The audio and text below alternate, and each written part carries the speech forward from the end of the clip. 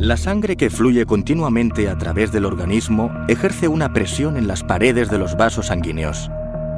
Mientras que el sistema arterial sistémico se caracteriza por unos valores normales relativamente elevados de entre 120 y 80 milímetros de mercurio de presión, la presión en la circulación pulmonar es bastante más baja, en el intervalo de entre 8 y 25 milímetros de mercurio. Si la hemodinámica se altera y la presión excede estos valores normales, sobre todo en la circulación pulmonar, se producirán graves riesgos para la salud. La hipertensión pulmonar, un trastorno definido como presión superior a la normal en las arterias pulmonares, afecta a personas de cualquier edad en todo el mundo. Esta enfermedad grave y con riesgo vital se acompaña de un descenso considerable de la tolerancia al ejercicio y de la calidad de vida de los pacientes. Los síntomas más comunes de la hipertensión pulmonar son disnea con el ejercicio físico, fatiga, mareos y síncopes. Todos estos síntomas empeoran con el esfuerzo. La hipertensión pulmonar puede dar lugar a insuficiencia cardíaca y muerte. De acuerdo con la clasificación de la hipertensión pulmonar de Dana Point de la Organización Mundial de la Salud, y teniendo en cuenta las causas subyacentes, existen los siguientes 5 tipos de hipertensión pulmonar. Hipertensión arterial pulmonar, hipertensión pulmonar debida a cardiopatía izquierda, hipertensión pulmonar debida a neumopatía o hipoxemia, hipertensión pulmonar tromboembólica crónica, hipertensión pulmonar por mecanismos multifactoriales no aclarados. Debido a la falta de opciones terapéuticas en la mayoría de los subtipos, el pronóstico de los pacientes con hipertensión pulmonar sigue siendo malo. Los tratamientos farmacológicos actualmente disponibles solo están indicados en la hipertensión arterial pulmonar, la cual supone tan solo una escasa proporción del total de los pacientes con hipertensión pulmonar. Por fortuna, el tratamiento de la hipertensión arterial pulmonar ha evolucionado significativamente durante la última década, gracias a productos como Ventavis de Bayer. Las mediciones hemodinámicas realizadas con un catéter cardíaco derecho constituyen el método de diagnóstico de referencia en la hipertensión pulmonar. El cateterismo cardíaco derecho se utiliza para esclarecer las siguientes preguntas. ¿Presenta el paciente hipertensión pulmonar? ¿Hasta qué punto se ha desarrollado la hipertensión pulmonar en reposo y con ejercicio físico? ¿Qué tipo de hipertensión pulmonar tiene el paciente? ¿Precapilar o poscapilar? ¿Puede diagnosticarse una insuficiencia ventricular derecha latente o manifiesta causada por hipertensión pulmonar?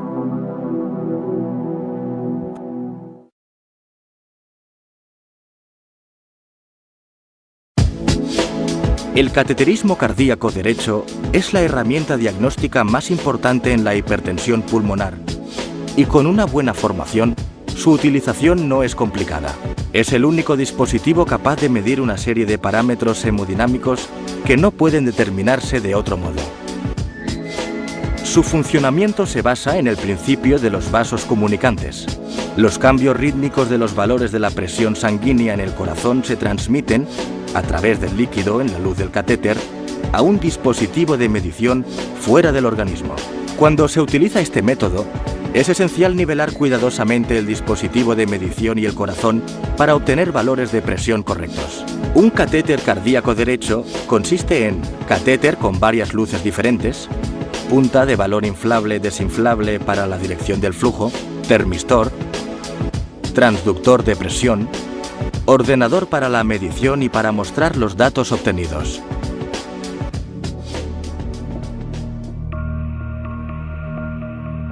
Una de las funciones del balón de la punta es guiar el catéter hasta el destino deseado.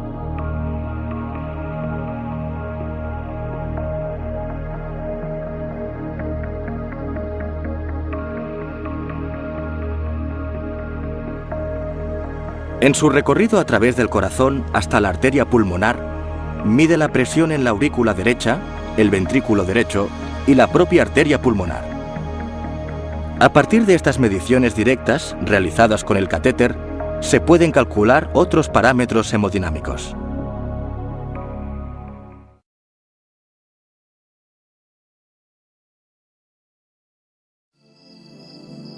Antes de insertar el catéter cardíaco derecho en la vena adecuada, se deben seguir varios pasos para garantizar un adecuado funcionamiento del catéter y la correcta posición del paciente. Los instrumentos de medición deben calibrarse de acuerdo con las instrucciones del fabricante. Hay que examinar el balón inflable en la punta del catéter para asegurarse de que no presenta daños ni fugas de aire. Esto se puede realizar sumergiendo el balón inflado en una solución estéril. Si tras la inserción se produjera una ruptura del balón durante el inflado, se podría producir una embolia gaseosa. Con el paciente en posición de decúbito supino, se coloca el transductor a la altura de la aurícula derecha para establecer el punto cero. Este punto cero de referencia debe determinarse con cuidado, utilizando una regla de calibrado del tórax. Cuando se manipula un catéter cardíaco derecho, deben cumplirse en todo momento condiciones estrictamente asépticas de acuerdo con la política de la institución. Anatómicamente, hay varias posibles vías para que el catéter cardíaco derecho pueda acceder al corazón. Puede insertarse en la vena subclavia, vena femoral, vena cubital mediana o en la vena yugular interna.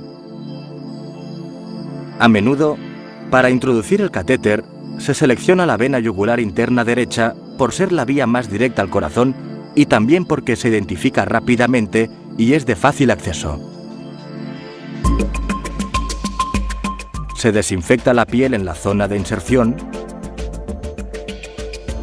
y se aplica un anestésico local. Se efectúa la punción de la vena yugular interna derecha y se inserta el alambre guía.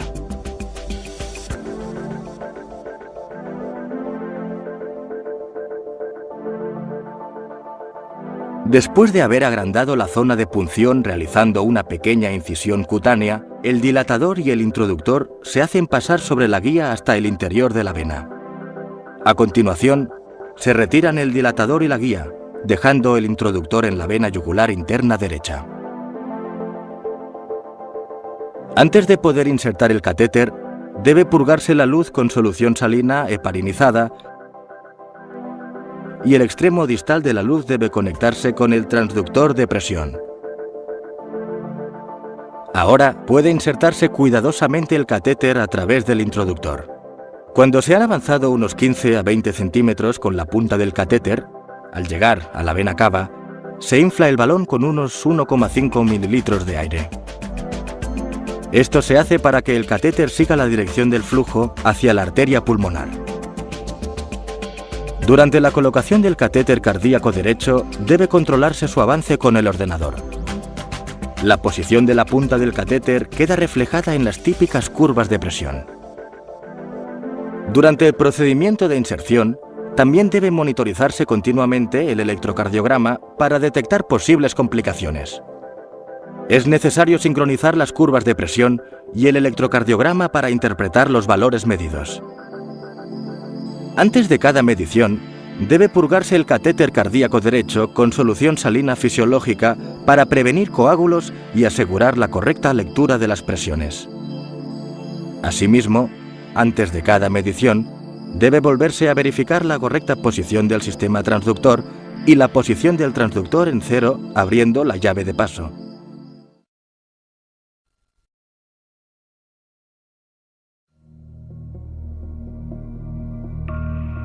Una vez se ha situado el catéter cardíaco derecho y está en el punto cero, puede efectuarse la medición invasiva directa de diferentes parámetros hemodinámicos.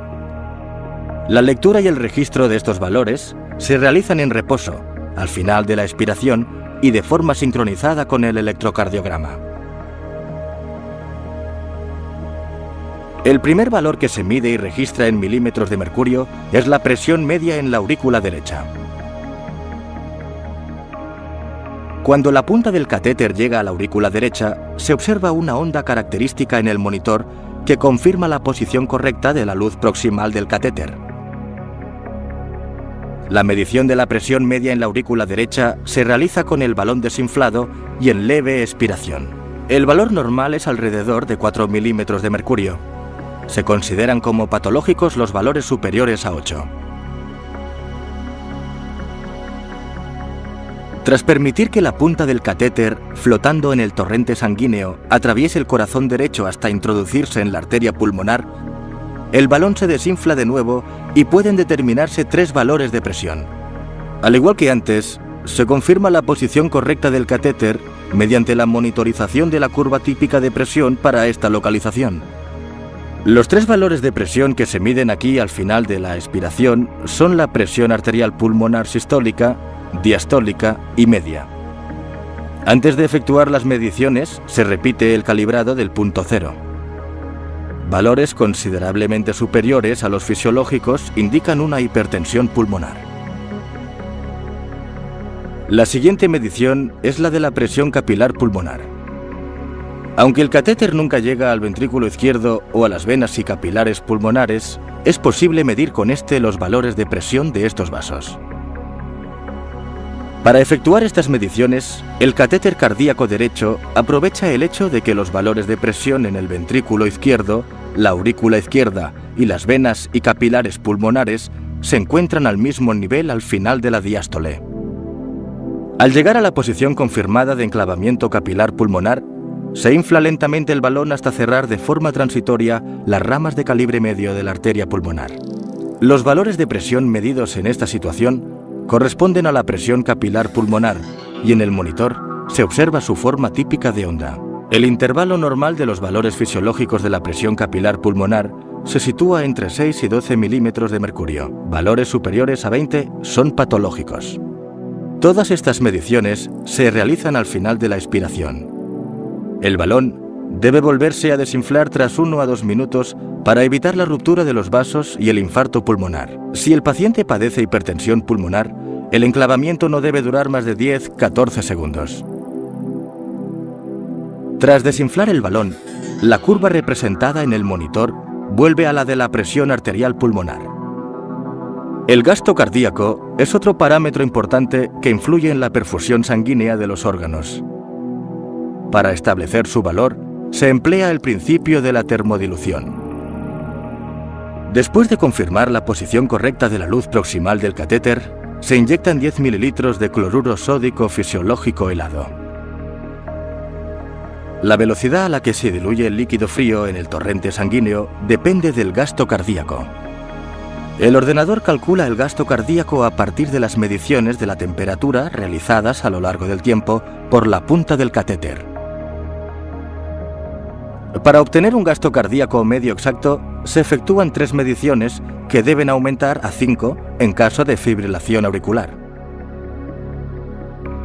Justo antes de medir el gasto cardíaco, se registran la presión arterial sistólica, la presión arterial diastólica y la frecuencia cardíaca. Estas últimas mediciones se precisan posteriormente para calcular otros parámetros hemodinámicos. Si se precisaran más de 3 mediciones del gasto cardíaco, se volverán a registrar la presión arterial sistémica y la frecuencia cardíaca. Un valor típico de gasto cardíaco debería ser de unos 5 litros por minuto en hombres y unos 4,5 en mujeres. El intervalo normal de un adulto se encuentra entre 4 y 8. Otro parámetro que puede obtenerse a través del método de termodilución modificada es la fracción de eyección del ventrículo derecho. Esta indica la función de bomba sistólica del ventrículo derecho. Se mide en porcentajes y los valores normales se sitúan entre 40 y 60. Otro parámetro que se obtiene a través del cateterismo cardíaco derecho utilizado para evaluar la oxigenación tisular es la tasa de saturación venosa mixta de oxígeno, que se mide en tanto por ciento. La sangre para la determinación de la tasa de saturación venosa mixta de oxígeno se extrae de la arteria pulmonar. Se descartan los primeros 2 mililitros de sangre para obtener mediciones exactas.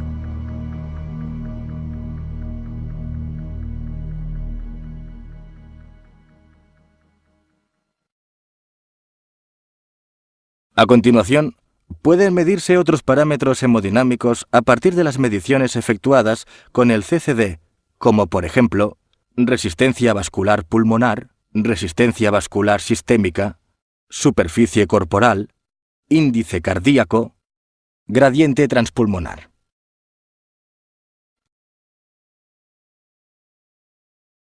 El corazón ha de trabajar contra la resistencia vascular para bombear la sangre a través del sistema circulatorio del organismo. En este contexto, la resistencia vascular pulmonar se define como la resistencia ofrecida por los vasos sanguíneos del pulmón. Sus valores deben situarse por debajo de 200.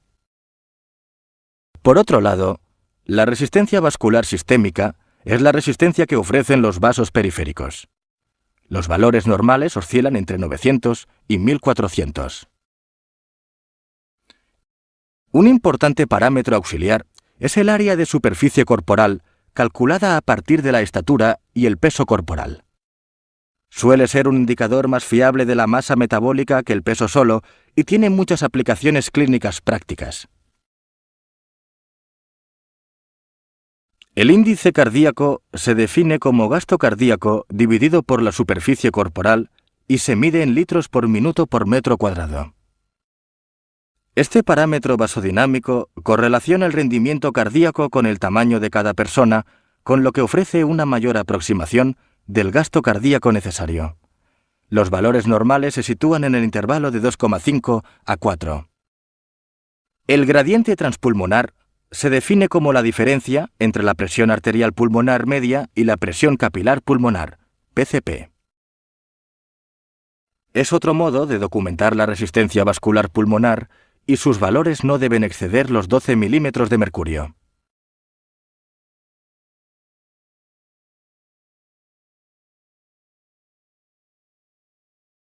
Habitualmente, la inserción del catéter cardíaco derecho no ofrece problemas. Sin embargo, como en todos los procedimientos, existen posibles errores a los que hay que prestar atención. El control estrecho de las diferentes curvas de presión típicas que se observan en el monitor del ordenador durante las correspondientes fases de la inserción ayuda a identificar y corregir los posibles problemas.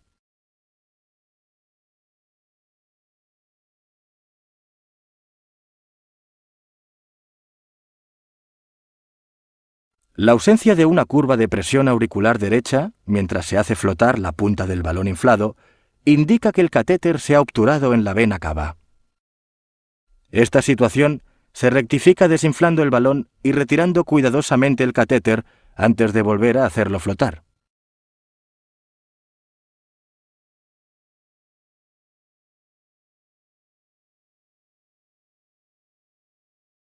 En la auricular derecha puede producirse un problema similar. El catéter forma un asa. Mientras que el monitor muestra una curva de presión auricular derecha, no se aprecia ninguna curva de presión característica del ventrículo derecho. La solución es idéntica a la de antes. Se desinfla el balón, se retira cuidadosamente el catéter y se vuelve a hacer flotar.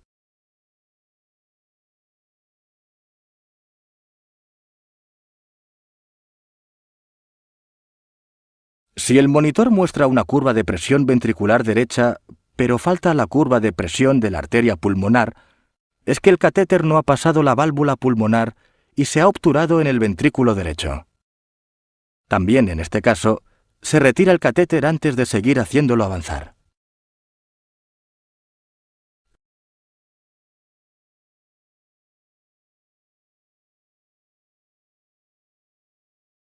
Si el ordenador no muestra ninguna curva de presión, puede deberse a varios motivos. Las llaves del catéter pueden estar cerradas, los tubos pueden no estar adecuadamente conectados o puede haber un trombo que obstruya la luz del catéter. Por último, un transductor de presión defectuoso puede ser la posible causa de este mal funcionamiento en particular.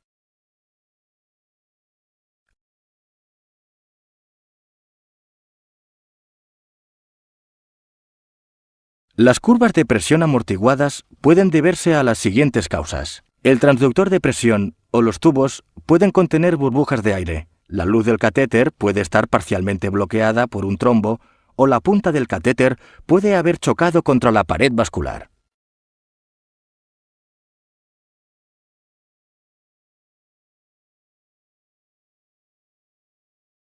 Es posible observar un efecto de interferencia diferente incluso cuando la punta del catéter puede moverse libremente en el vaso. En el monitor aparecen curvas de presión con grandes oscilaciones. Las fibrilaciones de la pared del catéter son una posible explicación.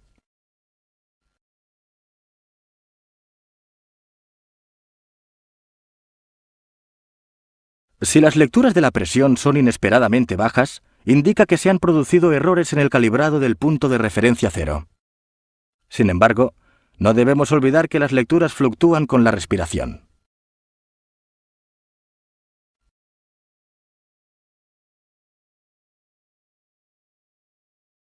Si no aparece el trazado característico del enclavamiento tras el inflado del balón en la arteria pulmonar, debe considerarse la posibilidad de una ruptura del balón. Sin embargo, también hay otras dos posibles explicaciones. No se ha inflado suficientemente el balón o la posición de la punta del catéter es demasiado proximal.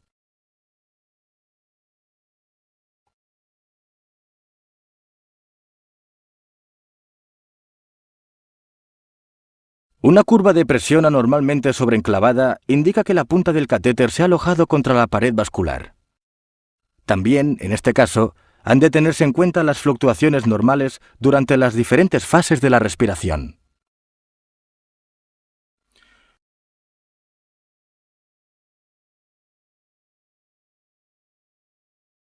Una gran variación entre las mediciones individuales del gasto cardíaco puede deberse a no haber situado la luz proximal del catéter lo bastante cerca proximalmente a la válvula tricúspide. Otras posibles explicaciones son que el líquido de termodilución no se haya enfriado bien y que se hayan producido variaciones en la velocidad de inyección. No debe olvidarse que el método de termodilución para determinar el gasto cardíaco a veces se ve afectado por el escaso gasto y por elevadas tasas de regurgitación tricúspidea.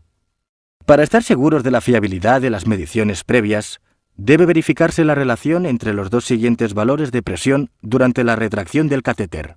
La presión sistólica en la arteria pulmonar debe ser igual o inferior a la presión sistólica ventricular derecha, nunca superior.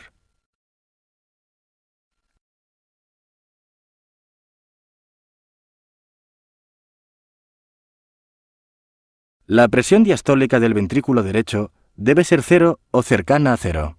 En caso de que estos valores de presión sean significativamente superiores o incluso inferiores a 0, puede no haberse establecido el punto 0 en el sistema transductor o bien deberse a que dicho sistema no se haya situado en el nivel correcto.